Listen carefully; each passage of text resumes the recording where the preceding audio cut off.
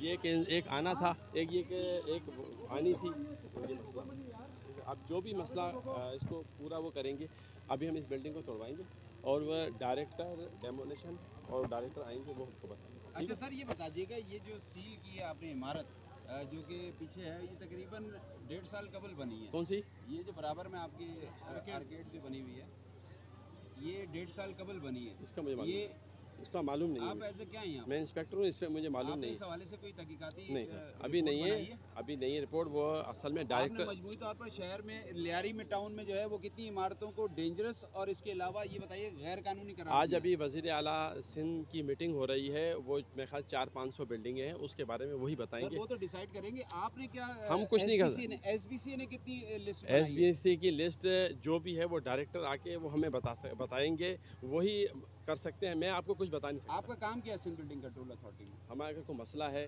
اگر کوئی بلڈنگ کوئی زلزلہ ہے یا کوئی ایسا سلسلہ ہے، ہم اس کو خالی کرا سکتے ہیں بس۔ ڈینجرس بلڈنگ کے ڈینجر بلڈنگ پہلے ڈینجر کمیٹی آتی، ڈکلیئر ہوتی ہے تو ہوتا ہے، ایسا آپ نہیں ٹاؤن سے ہیں نا؟ نہیں، میں building control Sindh building control authority کے ٹاؤن سے نا، لیاری ٹاؤن سے آپ جی کا جی تعلق جی ہے؟ جی۔ تو لیاری ٹاؤن میں سر ہماری محتبانہ آپ سے عرض یہ ہے کہ کتنی عمارتیں ایسی سر ہیں ابھی جو غیر قانونی طور پر تعمیر ہوئی ہیں؟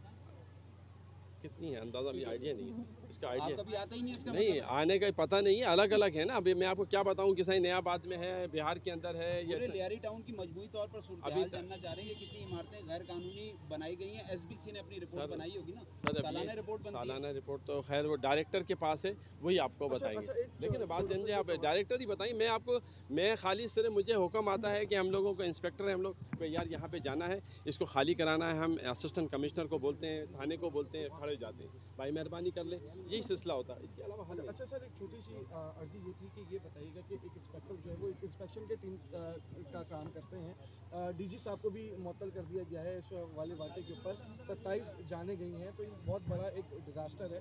کیا سمجھتے ہیں ابھی مزید 2-3 آپ لوگوں نے بلڈنگیں سیل کی ہیں، مزید کتنی بلڈنگیں سیل ہو سکتی ہیں؟ آپ کیا سمجھتے ہیں ایز اے ایریا انسپیکٹر؟ سر یہاں کے جو مکینک جو بھی اس لیاری میں رہ رہے ہیں وہ ہمیں بتاتے جائیں گے۔ اب ہم کو تو نہیں پتہ ہوتا ہے کہ یہاں سے کھارا ادر میں اور فلاں لیاری کے اندر کون سی بلڈنگ کہاں ہے۔